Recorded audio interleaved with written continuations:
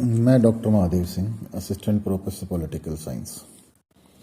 आज हम पढ़ेंगे जापान के संविधान में जापान का सम्राट।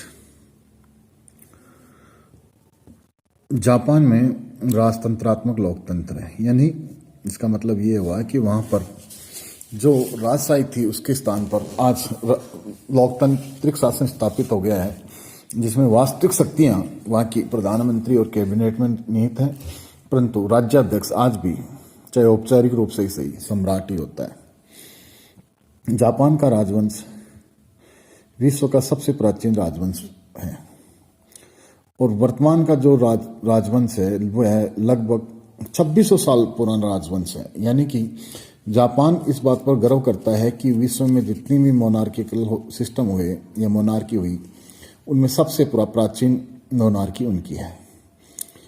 जापानी लोग जापान के सम्राट को सूर्य के संतान मानते हैं और उसे सूर्य या ईश्वर के समान ही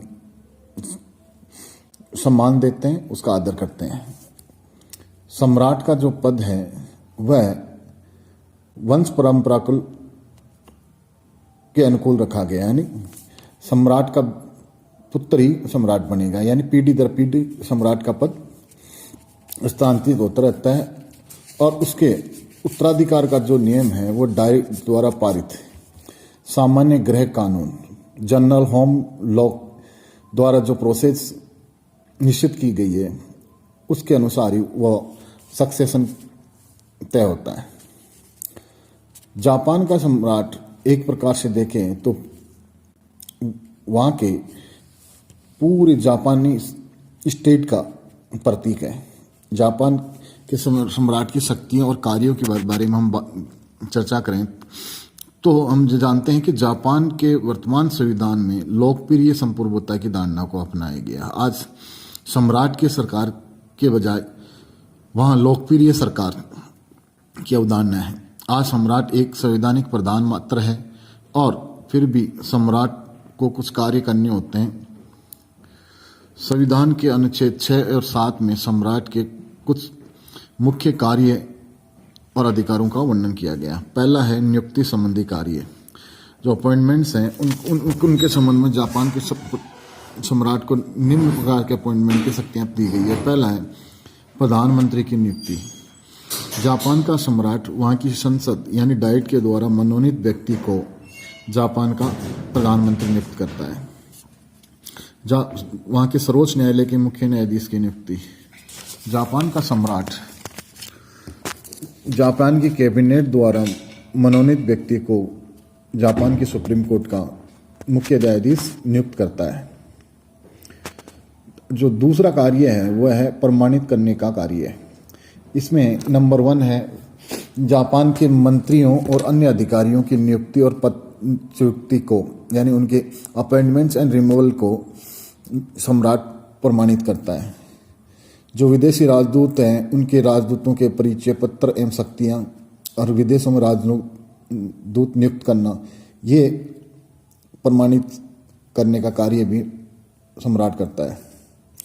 जो रेक्टिफिकेशन और डिप्लोमेटिक दस्तावेज होते हैं उनके प्रमाणीकरण का कार्य भी सम्राट करता है। इसके साथ सामान्य क्षमा और सर्व क्षमा, किसी के अपराधियों के दंड को कम करना, यह कार्य, इस कार्य को प्रमाणित करने का कार्य भी सम्राट करता है। सम्राट का जो अगला कार्य है वह विधायी कार्य है। इसके तहत में कि संविधान में संशोधन है, कानून एवं संधियों की घोषणा करना, ये जो कानून जो कैबिनेट जो निर्णय लेती है, इन सब की घोषणा करने का कार्य है वह सम्राट के द्वारा किया जाता है। इसी प्रकार डाइट जो है उसका अधिवेशन बुलाना, यानी प्रतिनिधि सभा सदन और सभा सदन दोनों ही डाइट के सदनों का अधिवेशन बुलाने का कार्य सम्राट करता है। और सम्राट को यह अधिकार है कि वह कैबिनेट की सलाह पर प्रतिनिधि सभा को भंग या विघटित भी कर सकता है। डाइट के सदस्यों के चुनाव जो सामान्य निर्वाचन है, उन निर्वाचन की घोषणा सम्राट के द्वारा की जाती है। सम्राट की जो अगली विशेषताओं की हम बात करें तो वह है कि सम्राट उपाधियों, समारोह और स्वागत संबंधी कार्य भी करता है। इनमें जापान में जितने भी प्रकार के सम्मान और उपाधियां दी जाती उनके वितरण का कार्य सम्राट के द्वारा किया जाता है। इसी प्रकार जापान में जो विदेशी राजदूत आते हैं, मंत्री आते हैं, सरकारों के अध्यक्ष, राज्याध्यक्ष, प्रधानमंत्री, राष्ट्रपति, अन्य लोग जापान में आते हैं, उनके स्वागत का कार्य, उनके आतिथ्य का जो कार्य है वह जापान के सम्राट के द्वारा किया जाता है। इस प्रकार हमने देखा कि जापान का जो सम्राट है वह राज्य का औपचारिक अध्यक्ष चाहे अवश्य हो, परंतु इसके साथ साथ उसके कुछ दायित्व कार्य हैं जिनको वो संपादन करता है। जापान के सम्राट को वैसे तो स्वर्णिम शून्य यानी गोल्डन जीरो कहा जाता है, फिर भी उसकी पद की जो महत्व है उसके कौन कारण हैं जिनके कारण उसकी पोस्ट सम्राट के पद की अपनी इंपॉर्टेंस है। जो पहला जो कारण है वह है ऐतिहासिक संस्था एवं जनता की श्रद्धा का केंद्र। सम्राट है वह एक हिस्टोरिकल इंस्टीट्यूशन है कि लगभग 2500 साल से सम्राट का पद जापान में चला आ रहा है और उस पद के प्रति जनता एक श्रद्धा का भाव रखती है, यानी सम्राट को जनता सूर्य का पुत्र मानती है और सूर्य एक देवता के समान ही उसके प्रति श्रद्धा सम्मान रखती है। दूसरी है जापान के संविधान की, जापान की जो जनता है वो रूढ़िवादी है। जापान की जनता अपनी कंजर्वेटिव अप्रोच के कारण जापान की जो राजवंश है वो उसको बनाए रखना चाहती है और सम्राट में अपनी आस्था रखती है। अगला जो विशेषता है कि जापान में जो सम्राट है वो शक्ति शून्य तो है, परंतु फिर भी वह वहां की राष्ट्रीयता का प्रतीक है। सम्राट जो निरंतर